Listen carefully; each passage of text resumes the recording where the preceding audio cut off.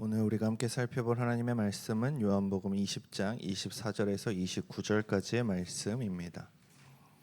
요한복음 20장 24절에서 29절까지의 말씀을 제가 한 절, 여러분이 한 절, 마지막 29절은 함께 읽도록 하겠습니다. 12 제자 중에 하나로서 디두모라 불리는 도마는 예수께서 오셨을 때에 함께 있지 아니한지라.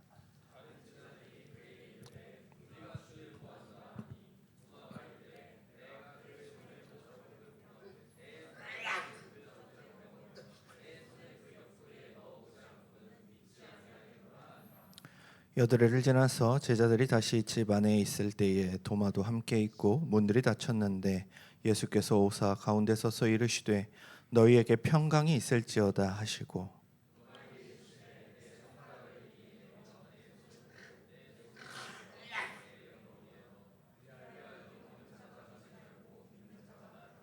도마가 대답하여 이르되 나의 주님이시요 나의 하나님이시니이다. 예수께서 이르시되 너는 나를 본고로 믿느냐 보지 못하고 믿는 자들은 복되도다 하시니라. 아멘.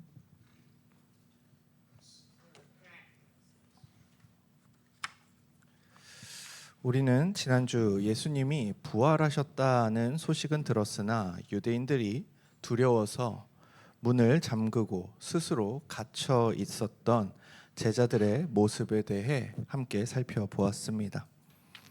예수님은 부활하셨지만 제자들은 아직 두려움에 갇혀 있었습니다. 그때 갑자기 예수님께서 찾아오셔서 두려움에 갇힌 제자들에게 선언하십니다. 너희에게 평강이 있을지어다.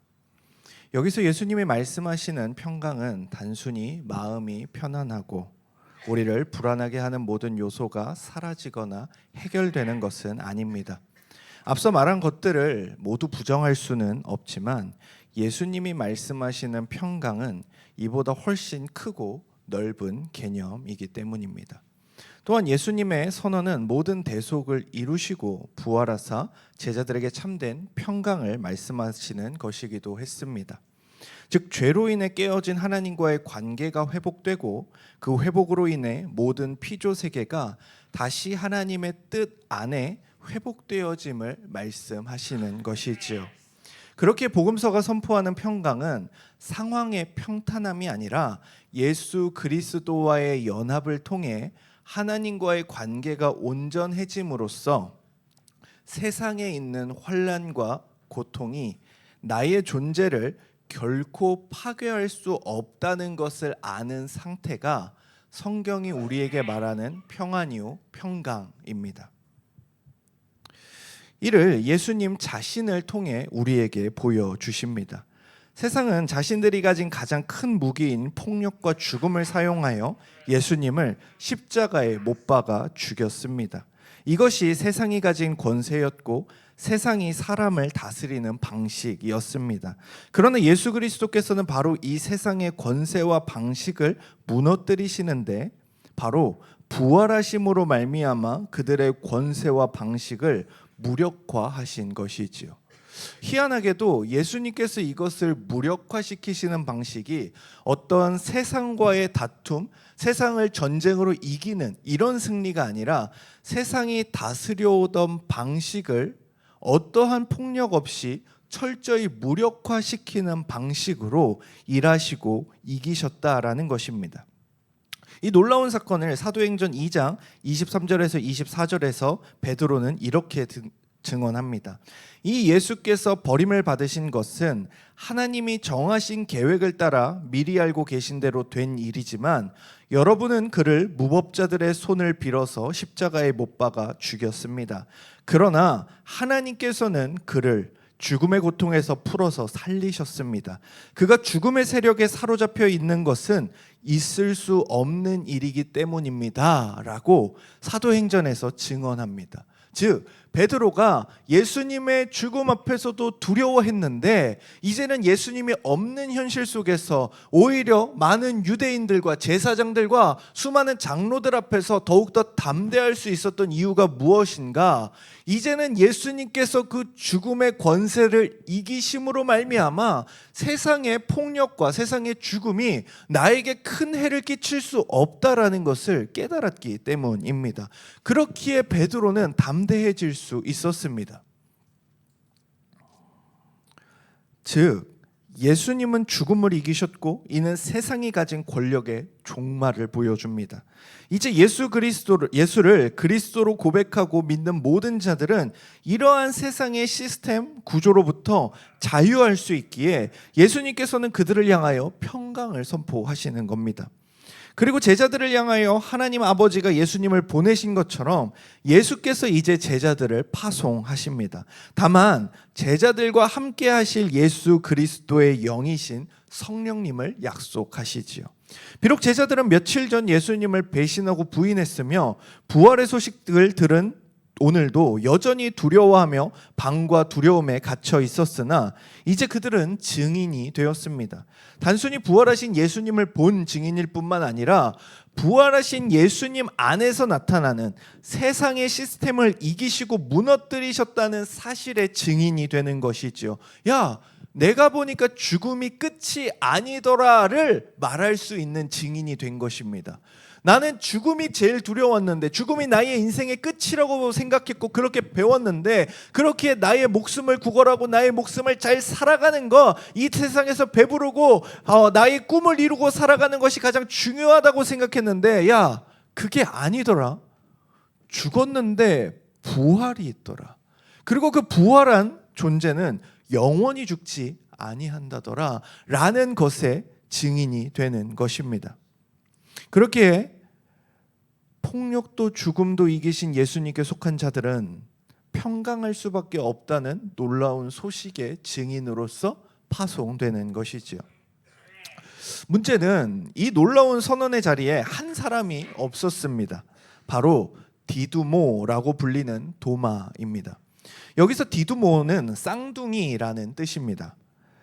새번역 성경은 다음과 같이 번역합니다. 24절 12제자 가운데 하나로서 쌍둥이라고 불리는 도마는 예수께서 오셨을 때에 그들과 함께 있지 않았다라고 이야기합니다. 왜 그런지는 모르겠지만 이 사람의 별명 같은 이름이 쌍둥이였습니다. 흥미로운 사실은 쌍둥이라는 이 도마의 별칭처럼 오늘 본문에서는 앞선 사건과 거의 비슷한 마치 쌍둥이 같은 일이 반복되고 있습니다. 일단 오늘의 말씀을 보면 도마는 예수님이 오셨을 때 홀로 그 자리에 없었습니다. 다른 모든 제자들이 예수님을 만났지만 그만은 예수님을 만나지 못한 상황입니다. 그렇기에 조금 이상하지만 같은 제자 그룹 안에서 예수님을 만난 자들과 만나지 못한 자가 구분되는 상황이 만들어졌습니다. 저는 이 상황이 예수님이 제자들에게 주신 시험의 현장이 아닌가라는 생각을 하게 됩니다. 도마를 제외한 모든 동료 제자들은 이제 부활하신 예수님의 증인이 되었습니다. 25절 상반부입니다. 다른 제자들이 그에게, 즉 도마, 디두모에게 이르되 우리가 주를 보았노라 하니, 증인이 되었죠. 자신이 본 것을 증언하고 있습니다. 제자들은 자신이 본 부활한 예수님에 대해 증언합니다. 우리는 여기서 요한복음의 시작부터 중요하게 다루어진 증언과 증인에 대해 생각해 보아야 합니다. 이에 대한 말씀을 함께 살펴보겠습니다. 요한복음 1장 18절입니다.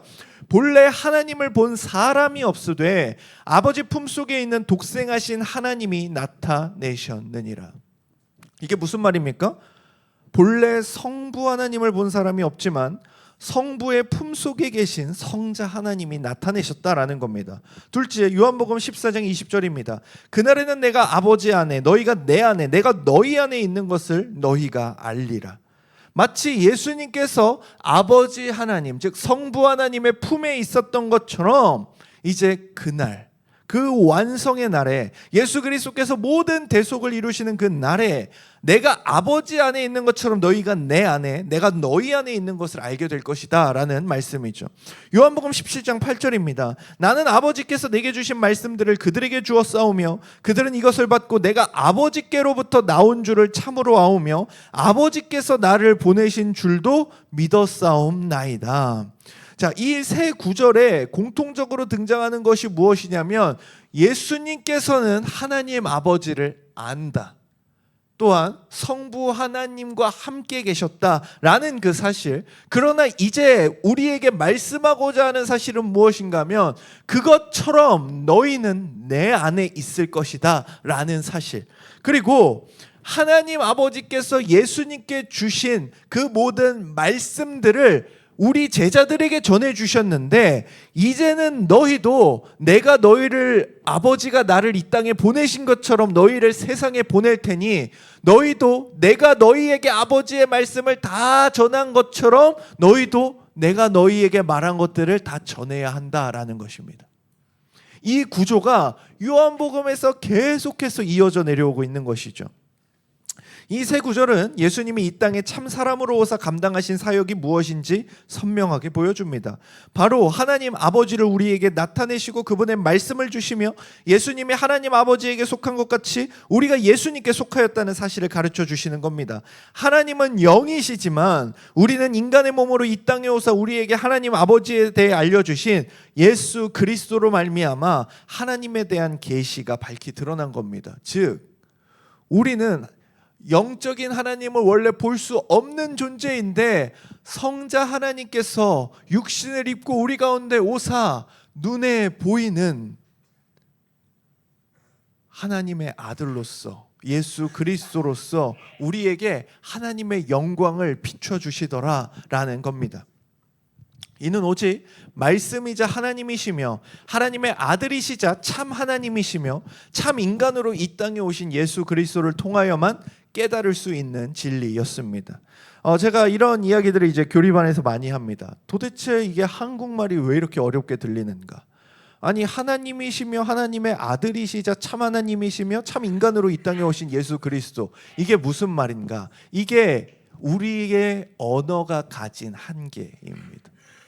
우리의 이 성경은 하나님의 말씀과 하나님에 대하여, 예수 그리스도에 대하여 말 그대로 성령께서 감동하사 우리가 이해할 수 있는 가장 최적의 언어로 기록하여 주셨으나 이것이 곧 하나님의 본질을 드러낸다라고 볼 수는 없습니다. 왜? 하나님의 본질은 우리의 이 언어로 표현하기에는 너무 더 영광스럽고 거룩하고 찬란하기 때문입니다. 즉 우리는 그것을 아주 우리가 이해할 수 있는 용어에 맞춰서 설명할 뿐이지요. 마치 여러분들이 어린이들이 알아들을 수 있는 용어로 무언가를 설명해야 하는 상황을 생각하시면 좀 편할 겁니다. 제 애가 이제 4살인데 이제 그런 얘기를 하죠. 왜 할머니 할아버지가 집에 안 와? 할머니 할아버지가 이제 좀 며칠이 지나면 오실 거야. 왜? 그러면 이제 또 설명을 해줘야죠. 우린 같이 살지 않고 할머니 할아버지도 일이 있고. 근데 문제는 이렇게 말하는 언어들의 대부분을 제 아이가 이해할까요? 하지 못할까요? 이해하지 못합니다. 그럼 어떻게 설명해야 될까요? 성윤이 어린이집 가지? 그것처럼 할머니 할아버지도 어딜 가. 그러면 이제 이 아이는 나중에 뭐라고 말하는 줄 아십니까? 할머니 할아버지 어린이집 갔다 왔어? 라고 합니다. 그런데 이게 마치 우리의 언어의 이 한계를 가장 극명하게 보여주는 겁니다. 얘가 알아들어야 되겠는데 도무지 쉽게 말해도 알아듣지 못하는 현실 가운데 그나마 가장 정확한 표현들로 이야기해 주는 거죠. 우리에게 주어진 성경도 마찬가지입니다. 하나님의 말씀이라는 면에서 이 말씀이 너무나 소중하고 거룩한 것은 사실이지만 이 말씀이 하나님을 온전히 담아내느냐는 또 다른 사실입니다. 그러나 여기서 또 조심해야 될 게, 그러면 우리는 이 말씀을 통해서 온전한 구원을 얻을 수 없느냐? 이건 아닙니다. 이 말씀을 통해 온전한 구원을 약속하셨으나 하나님의 영광과 거룩과 그 모든 것들을 표현해내기에는 우리의 언어적 한계가 있다라는 것이지요. 그렇기에 오직 예수 그리스도만이 하나님의 그 찬란하심을, 보이지 않는 하나님이 육신으로 오사 우리에게 보여지시는 그 놀라운 진리들을 담아내는 유일한 길이요 진리요 생명이었던 것입니다. 그렇게 예수님께서는 요한복음 14장 9절에서 이와 같이 말씀하십니다. 나를 본 자는 아버지를 보았거늘. 이 말은 단순히 성부와 성자의 위격적 차이를 무시하는 말이 아닙니다. 영이신 하나님을 볼 수 없는 우리가 하나님에 대해 알 수 있는 유일한 길과 진리 생명이 예수 그리스도이기에 우리는 예수님을 통하여 하나님의 일하심을, 하나님의 사랑을, 하나님의 영광을 바라볼 수 있다라는 것이죠. 그러나 또한 예수께서는 참 사람으로서 모든 인간을 대표하여 하나님께 순종하는 삶을 살아냅니다. 그렇기에 유일한 중보자는 참 하나님이자 참 사람이신 예수 그리스도만이 가능하다는 사실을 여기서도 우리는 깨닫게 되는 겁니다. 그렇기에 엄밀한 의미에서의 중보자는 예수 그리스도밖에 될 수 없습니다. 그렇게 우리가 가끔 이제 저도 중보기도 하겠습니다 라는 말을 가끔 하지만 이 말은 당신을 위해 저도 함께 기도하겠습니다 라는 뜻이지 실제적인 중보자가 될 수 있다라는 뜻으로 이해해선 안 되는 것이지요. 설명을 길게 했지만 간략하게 말하자면 예수님은 성부 하나님을 본 증인이었고 이제 제자들은 성육신하여 이 땅에 오사 당신의 백성들의 모든 죄를 대속하신 예수님을, 곧 성자 하나님을 본 증인들입니다. 그럼 누군가는 이렇게 생각할 수도 있습니다. 제자들이 증인의 삶이 무엇인지 어떻게 알 수 있을까요? 얘들이 이제 도망쳤다 이제 막 온 애들 아닙니까? 많은 준비가 필요하지 않을까요? 라는 생각을 할 수도 있습니다. 그러나 그들은 이미 증인이 어떻게 살아야 하는지를 보았고 배웠습니다. 바로 예수 그리스도께서 성부 하나님에 대한 증인으로 살아내셨기 때문입니다. 그 증인이 어떻게 살아야 하는지를 예수님의 모든 삶이 보여주고 있습니다. 예수님은 자신이 본 것을 전하다 미움당하셨고요, 고난 겪으셨고요, 심지어 목숨까지 내어 놓으셨습니다. 이제 제자들은 이러한 증인의 삶으로 초청받고 있는 겁니다. 너희도 너희가 본 것에 대해, 너희가 들은 것에 대해 예수 그리스도처럼 고난을 받고 목숨을 걸 준비가 되었느냐? 라고 물으시는 겁니다. 그런데 우리는 얘기하죠. 저희는 준비가 되지 않았습니다 라고 할 수밖에 없습니다. 우리가 준비되었다고 한들 마치 베드로와 같을 뿐입니다. 저는 절대로 예수님을 배신하지 않겠습니다 하고 저주하고 도망치잖아요. 그게 우리의 모습이라는 것이죠. 예수님께서 그것을 잘 아시기 때문에 내가 너희를 증인으로 세웠기에 너희에게 나의 영, 곧 하나님의 영, 성령을 보내줄 것이다 라고 말씀하시고 그 성령이 우리 안에 내주하심으로 말미암아 때로 우리의 연약함과 우리의 부족함이 드러날 때도 있으나 그런 우리를 날마다 주의 말씀으로 가르치시고 다시금 일어나게 하시고 그 삶을 살아낼 수 있도록, 증인으로 살아낼 수 있도록 하시겠다라는 것입니다. 이는 불행한 삶과 고난의 삶으로의 초대가 아닙니다. 예수님이라는 증인의 끝이 십자가 죽음이 아니라 부활이라는 것을 모두 보았기 때문이지요. 증인에게 영원한 삶이 주어진다는 것을 보았고 이들이 초청받는 것은 고난당하다 죽는, 비참하게 죽는 자리에 대한 초대가 아니요 그 죽음마저도 이기는 영원한 삶으로의 초대인 것입니다. 오늘 본문에서 제자들은 바로 이러한 증인의 삶의 첫 걸음을 내딛는 것입니다. 바로 자신들의 동료이자 동역자인 도마를 향해서 말이죠.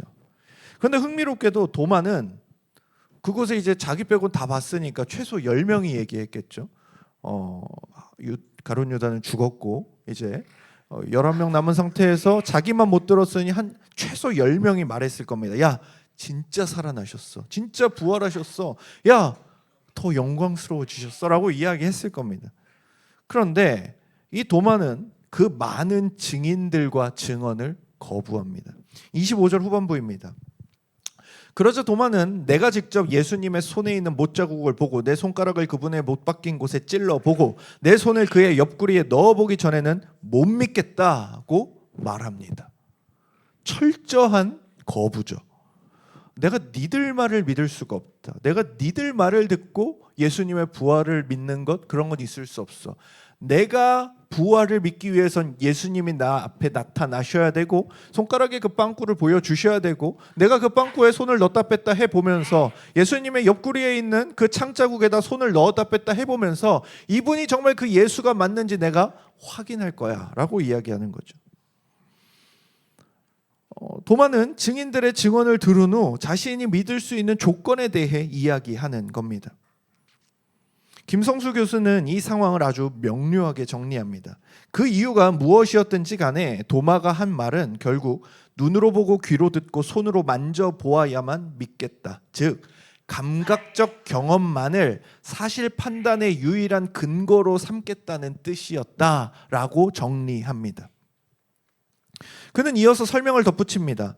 물론 하나님이 우리에게 감각을 주셨기 때문에 이 하나님이 주신 감각을 의지하여 판단하는 것이 죄나 잘못이 되는 것은 아니다라고 이야기하죠. 그러나 조심해야 할 것이 있는데 인간의 감각적 경험을 절대적 판단의 근거가 되지 못한다는 사실을 잊지 말아야 한다라고 이야기합니다. 감각적 경험을 무시할 수도 없으나 이것만을 절대적인 것이라고 생각할 때에 수많은 문제와 오류에 휩싸이게 된다라는 것이죠. 우리는 감각적으로 인식할 수 없는 너무 커서 보이지 않는 세계와 너무 작아서 보이지 않는 세계 속에서 살아갑니다. 지구는 적도를 기준으로 했을 때 시속 1670km의 속도로 자전하고 있대요. 스스로 도는 속도가 시속 1670km. 그리고 시속 10만 km의 속도로 태양을 공전하고 있다고 합니다. 다시 말해 초당 465m로 돌고 있고요. 초당 30km의 속도로 태양 주위를 돌고 있다고 합니다. 더 놀라운 것은 태양계 역시 멈춰 있지 않고 초속 220km의 속도로 우리 은하 중심을 돌고 있다고 합니다. 그런데 우리 이거 전혀 못 느끼지 않나요? 여러분들은 고소공포증이 없으시겠지만 저는 심합니다. 그래서 제가 옛날에 한번 그 청룡열차라는 걸 탔다가 진짜 기절할 뻔한 적이 있습니다. 그것을 타는데 이 안전바도 헐렁헐렁하고 높은 데 올라가니까 정신은 아득해지고 그리고 그게 그렇게 빠른 속도가 아니었거든요. 나중에 보니까 한 70km 속도였다는데 저는 그때 거의 오줌 싸는 줄 알았습니다. 그런데 아무튼 그런 상황에서 생각해 보자면은 우리가 느끼지 못하는 동안 우리는 엄청난 속도를 지구라는 거에 타서 경험하고 있습니다. 근데 우리는 이걸 전혀 인식하지 않고 살아가죠. 우리가 전혀 인식하지도 감각하지도 못하지만 매 초마다 우리는 수십 킬로미터를 더 나아가고 있는 것입니다. 또한 반대로 너무 작은 세계도 마찬가지죠. 최근 연구를 기준으로 볼 때 우리 몸이 하루에 약 3,300억 개의 세포가 죽고 새롭게 교체된다라고 합니다. 그래서 1초에 무려 380만 개의 세포가 사라지고 또 새롭게 생겨나고 있다고 합니다. 예를 들어 우리의 피부는 약 한 달 정도면 거의 다 새로운 세포로 바뀐다고 합니다. 한 달 뒤에 보면은 새로운 사람들인 거죠. 그런데 우리는 이것을 전혀 인식하지 못하고 살아갑니다. 그렇다고 해서 이 우리의 이동하는 속도와 우리의 몸의 세포들이 바뀌는 것을 가짜라고 할 수 있을까요? 일어나지 않는 일이라고 할 수 있을까요? 그렇지 않습니다. 그런데 우리는 이것을 감각할 수 없죠. 우리는 이것을 인식하지 못한 채 살아갑니다. 하물며 우리보다 훨씬 상위의 존재인 하나님에 대해서, 또한 그분의 말씀에 대해서, 또한 그분의 역사하심에 대해서 우리가 모든 것을 감각하고 인식할 수 있어야 된다라는 것이 얼마나 큰 교만의 말인지 우리는 깨달아야 합니다. 우리는 너무 큰 것도 작은 것도 보지 못합니다. 오늘 말씀에서 도마는 바로 이러한 부족한 자신의 감각에만 의지하겠다고 선언하고 있습니다. 오늘을 살아가는 우리 역시 이럴 때가 너무 얼마나 많습니까? 모든 판단의 기준이 내가 되어 나에 대한 객관성을 상실한 채 나를 온 세상의 기준과 중심으로 삼고 판단하는 것이 어느새 신앙에까지 영향을 미칩니다. 바로 이러한 상황 가운데 예수님께서 다시 나타나십니다. 개역개정은 여드레라고 말합니다. 즉 8일이라고 이야기하는데 쉬운 성경이나 NIV 성경은 일주일이라고 번역합니다. 원어는 카이메스 헤메라스 옥토라고 이제 기록이 되어 있는데 표현하자면 이겁니다. 후에 날들 그리고 여덟, 즉 여덟째 날 후에라는 이야기입니다. 말 그대로 원어상 8일이 맞는데 그럼 왜 다 일주일이라고 번역해놨는가? 왜냐하면 유대인들은 시간을 계산할 때 오늘도 하루로 포함해서 생각하기 때문입니다. 오늘이 일요일이라면은 유대인들에게 야 8일 후에 만나 이러면 다음 주 주일에 보면 된다라는 것이죠. 즉 일요일 하루, 월요일 두 번째 날, 화요일 세 번째 날, 수요일 네 번째 날, 목요일 다섯 번째 날, 토요일 일곱 번째 날, 그리고 일요일 여덟 번째 날이 되더라는 것입니다. 26절은 예수님의 제자들에게 나타나신 주일로부터 일주일이 지난 주일이 되었음을 알려주고 있습니다. 그리고 쌍둥이라고 별칭을 가진 도마 이야기가 다루어지는 본문에서 쌍둥이 같은 이야기가 등장합니다. 19절과 26절을 비교해서 보면 좋은데요. 네, 여러분들이 이제 저 부분을 보시면 거의 똑같습니다. 어떤 날에 대한 언급이 있고요. 누구에 대한 이야기인가? 제자들에 대한 이야기입니다. 그리고 또 무엇이 언급되고 있죠? 문이 닫혀 있습니다. 그리고 예수께서 오셔서 하시는 말씀은 그냥 동일합니다. 이를 통해 우리는 한 가지 특징을 이제 더 발견하게 되는데 요한복음 20장은 처음부터 끝까지 오직 부활의 날 주일입니다.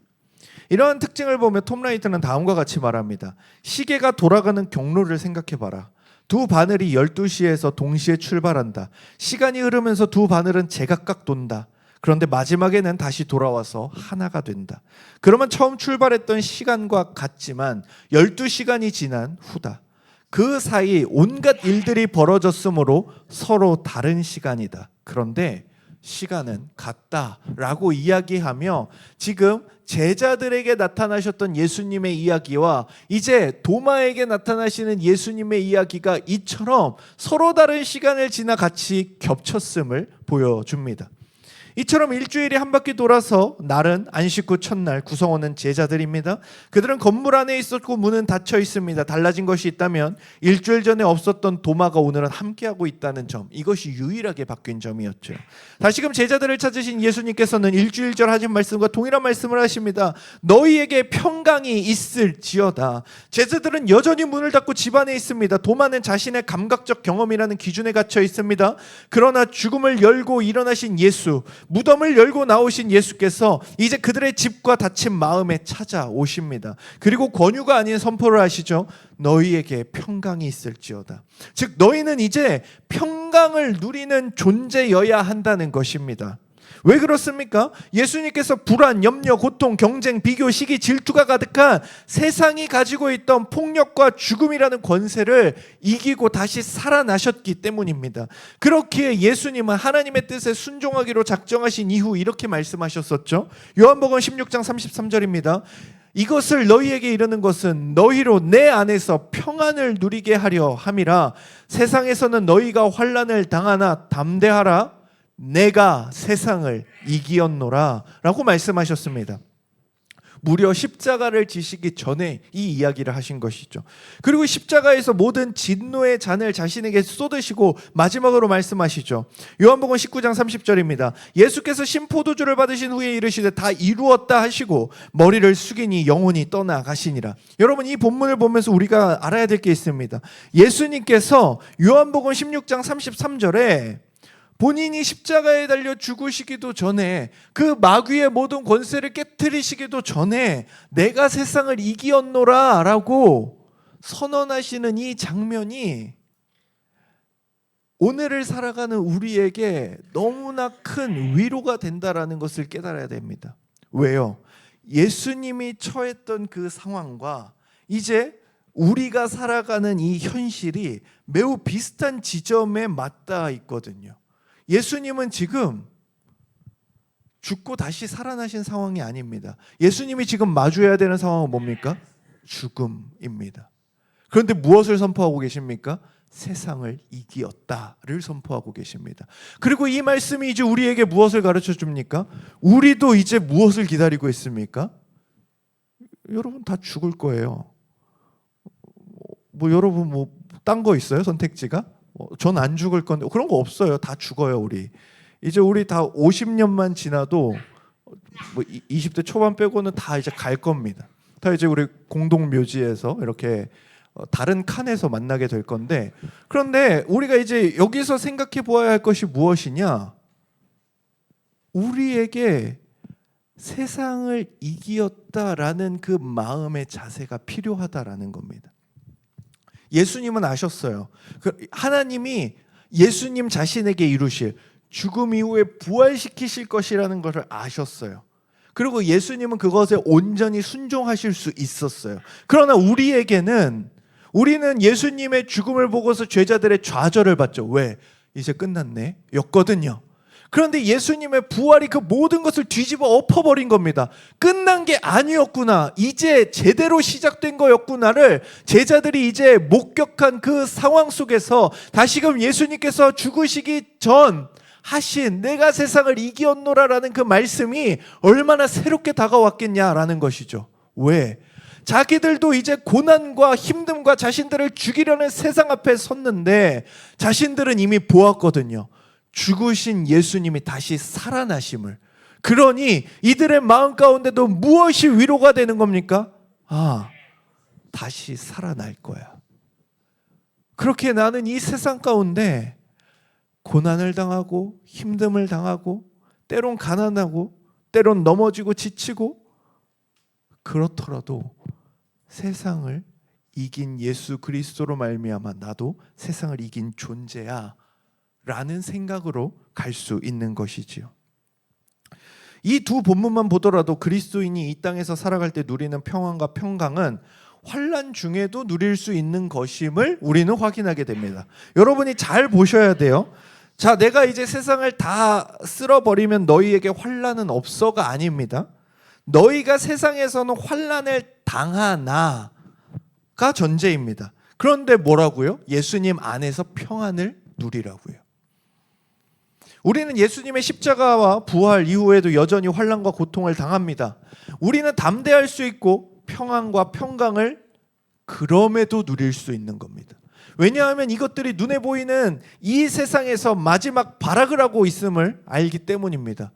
마지막 발악을 통해서 우리의 마음을 뒤집어 놓고 싶은 거죠. 너 세상 가운데 순종하지 않을 거야? 너 나의 말에 따르지 않을 거야? 내가 요구하는 거에 맞춰 살아가지 않을 거야? 이게 진짜라니까. 이걸 하지 않으면 너 또 괴롭다니까. 너의 가족도 괴로울 거라니까. 너의 자녀들 굶을 거라니까. 너의 자녀들 다른 사람의 성공을 보면서 비참해할 거라니까 라는 수많은 어려운 마음들을 우리 마음 가운데 끌어올리기 위해서 애를 쓰는 겁니다.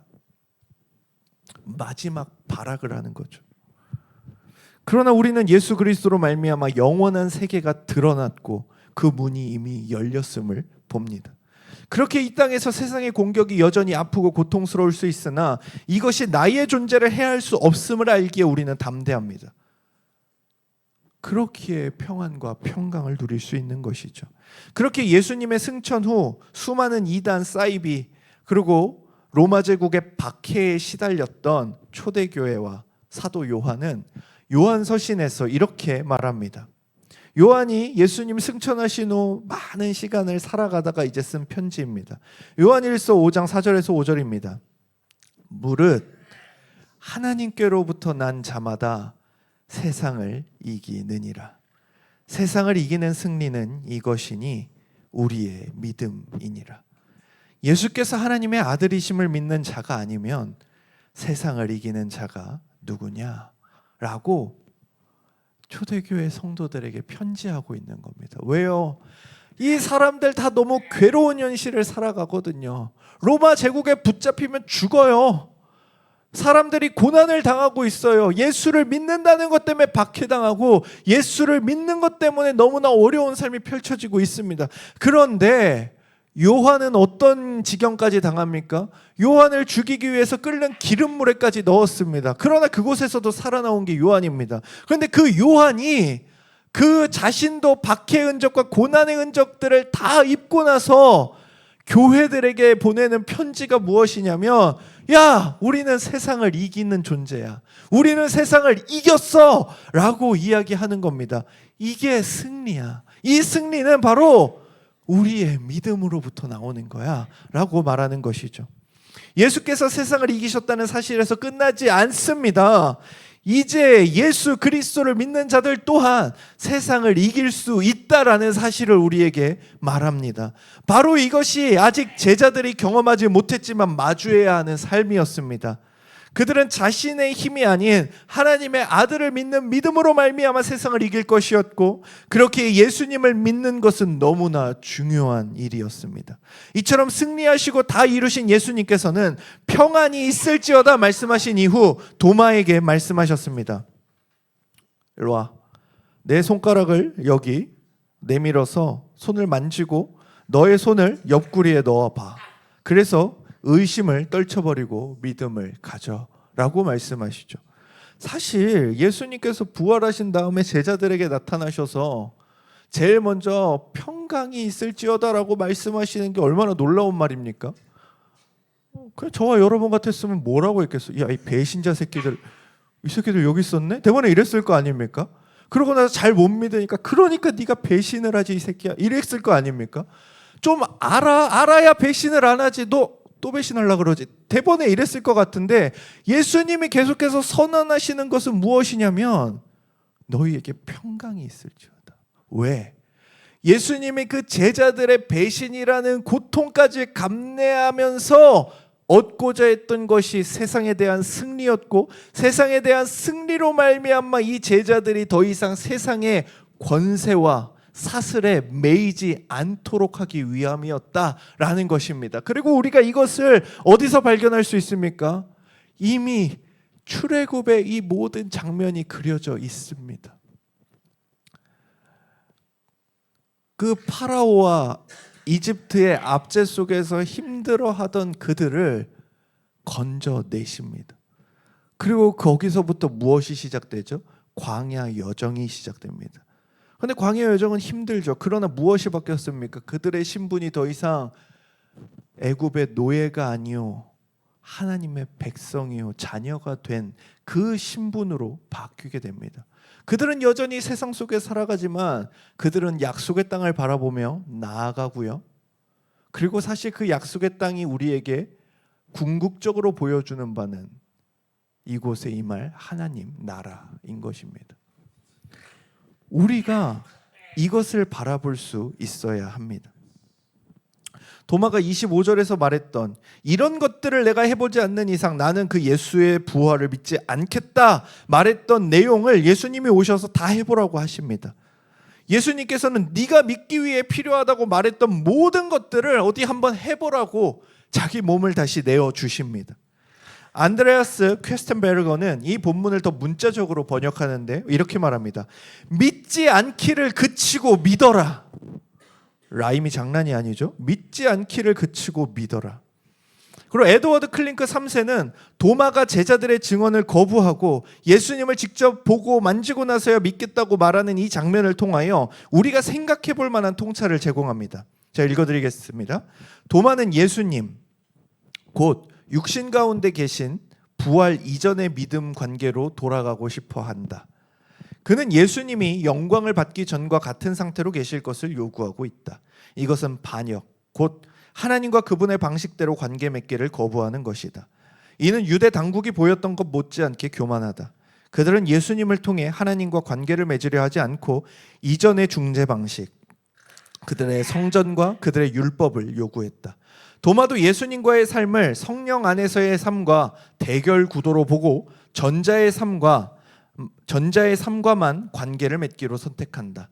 도마는 제자들의 증언을 거부했을 때 제자들을 거부하는 것이 아니었다. 그는 하나님을 거부하고 있었다라고 정리합니다.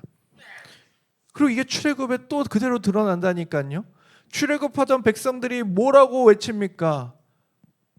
이집트로 돌아가게 해주세요. 그곳에서 먹던 파 마늘이 그립습니다.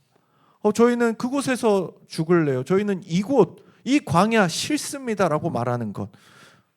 오늘의 말씀과 똑같지 않습니까? 이스라엘 백성이 무슨 짓을 합니까? 하나님, 그 메시아 그딴 거 모르겠고요. 성전과 율법 안에서 우리가 살아가겠다고요. 이 안에서 우리가 만족하겠다고요. 그리고 도마가 뭐라고 말하고 있습니까? 아니, 성령님이 뭐 오셔서 내주하시고 이런 거 모르겠고 저는 그냥 이 육신으로 계신 예수님, 나와 공생의 3년을 함께 하신 이 예수님 쫓아다니는 이 일, 저는 이거 반복하고 싶습니다 라고 이야기하는 겁니다. 이게 뭔가 굉장히 신앙적인 것 같지만, 전통을 고수하는 것 같지만 매우 잘못된 태도가 뭡니까? 하나님이 정하신 방식을 본인이 거부하고 있다는 겁니다. 하나님은 이제 이 방식으로서 인도하고 계시는데 거절하고 있다는 겁니다. 즉 하나님을 거부하는 것입니다. 이 지점에서 오늘 본문 말씀은 우리에게도 묻습니다.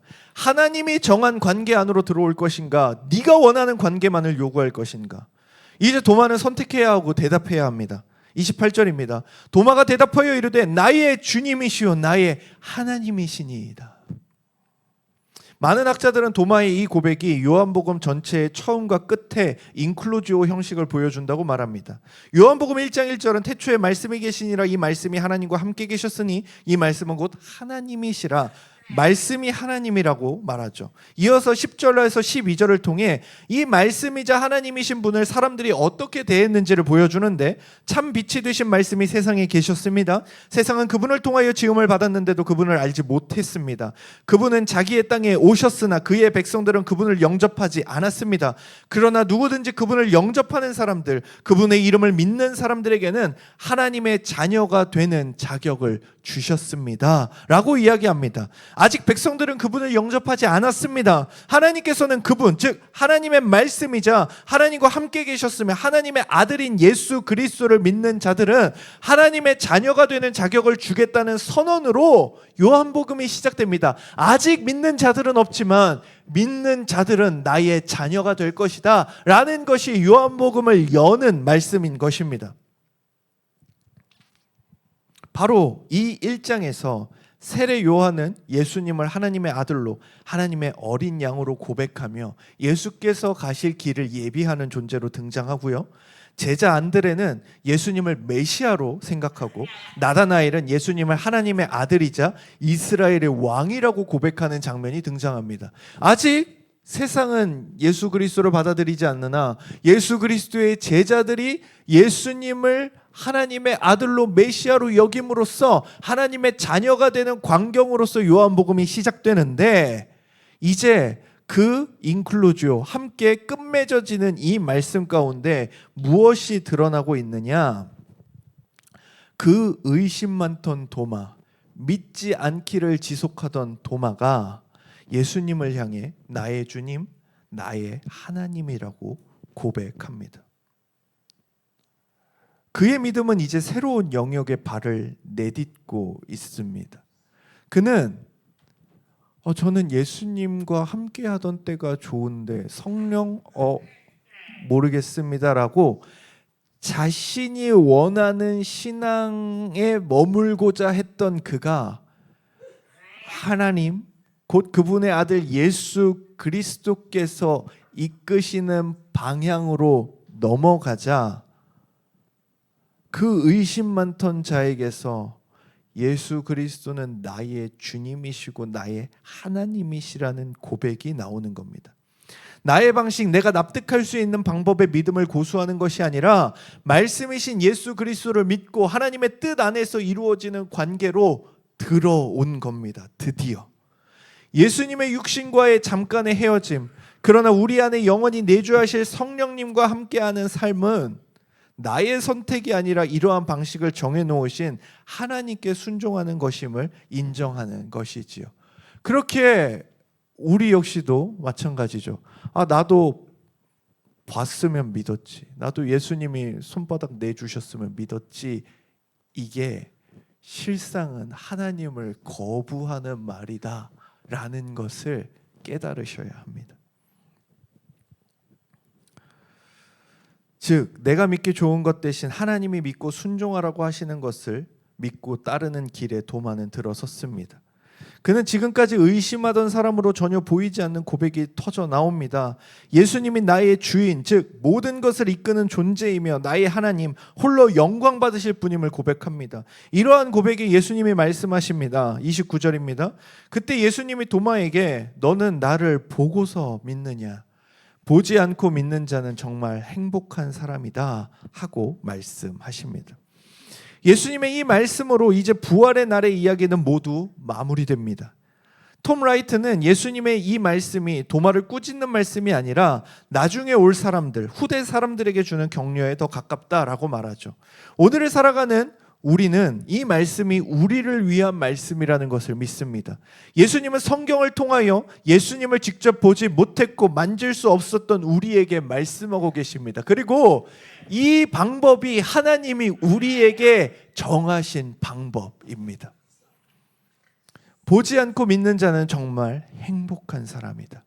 그러니 2000년 전 동료들의 증언에도 믿지 않으려 했던 도마처럼 믿음 없는 자가 되지 말고 증언을 듣고 증언을 믿으며 너희도 나의 증인이 되라 말씀하십니다.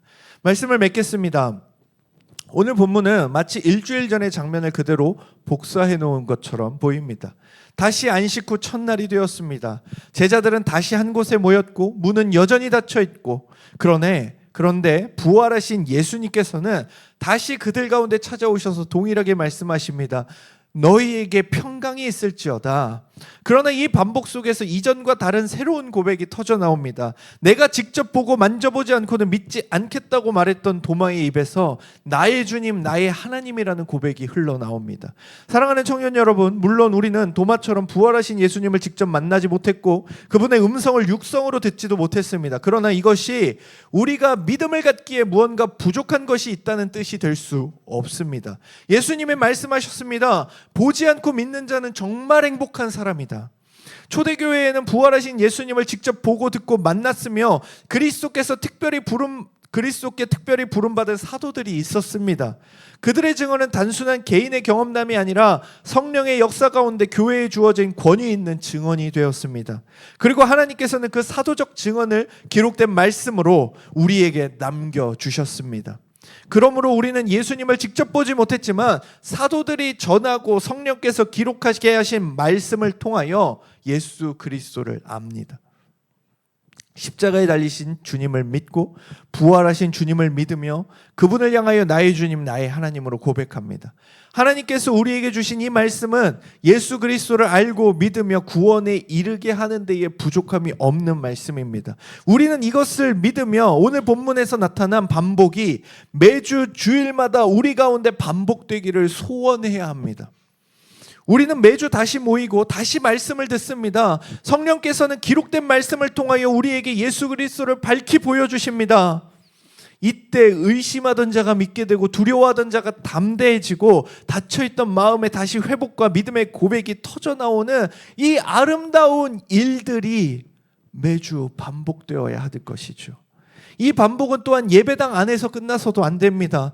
그리스도의 제자인 우리가 여전히 닫힌 문 안에 있는 사람들에게 이제 나아가야 합니다.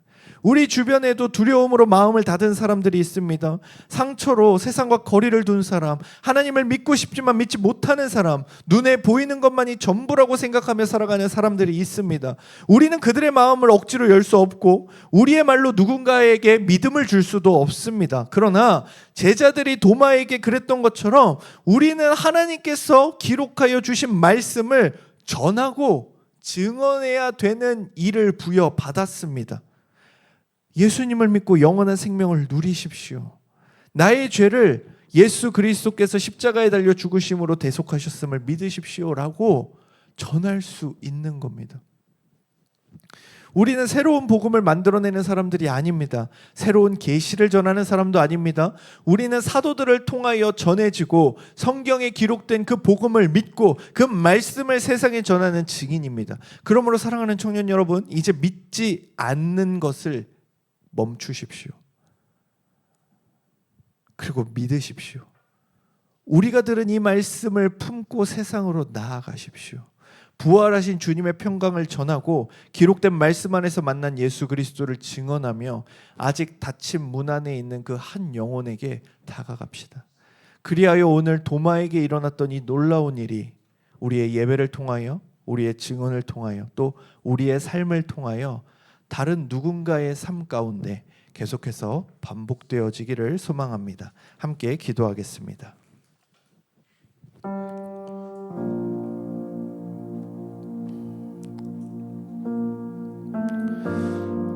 하나님, 오늘도 우리에게 말씀을 주심에 감사합니다.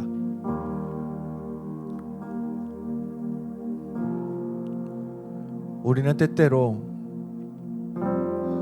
우리의 감각으로 인식할 수 있는 예수를 원할 때가 많이 있습니다. 나도 예수님을 봤다면, 나도 예수님의 음성을 들었다면, 나도 예수님의 손을 잡았다면 달랐을 텐데, 그러나 오늘의 말씀을 통하여 그것이 얼마나 잘못된 핑계였는지 깨닫게 됩니다. 이러한 우리의 마음은 우리에게 정하신 하나님의 뜻을 거부하는 것이며 하나님의 방식을 거부하는 것임을 발견하게 됩니다. 또한 이러한 우리의 헛된 바램은 우리에게 주어진 이 하나님의 말씀인 성경이 무언가 부족하다라는 것을 이야기하는 것밖에 되지 않음을 발견합니다. 그러나 예수께서는 보지 않고 믿는 자가 얼마나 행복한 자인 줄 아니? 라고 말씀하십니다. 주님, 그렇기에 나의 생각, 나의 판단 내려놓고 주님께서 하신 그 말씀에 귀 기울이고 그 말씀을 믿길 소원합니다. 주님의 말씀처럼 비록 우리가 두 눈으로 주님을 보진 못했으나 우리의 믿음에 충분한 하나님의 말씀인 성경을 통하여 예수 그리스도에 대해 듣고 배웠사오니 주여, 이곳에 모인 우리 사랑하는 모든 청년들이 바로 정말 행복한 자들이 될 수 있도록 은혜를 더하여 주옵소서. 도마의 믿음과 마음에 엄청난 변화가 일어났던 그 안식 후 첫날, 다시 돌아온 그 안식 후 첫날, 그 날처럼 오늘도 우리에게 그 안식 후 첫날이 돌아왔습니다. 우리에게 주어지는 이 날들을 통하여 날마다 주를 더 높이며 찬양하며 주님을 전하는 일에 최선을 다하는 우리 모든 청년들 될 수 있도록 주님께서 인도하여 주옵소서. 감사드리며 우리 주 예수 그리스도의 이름으로 기도드립니다.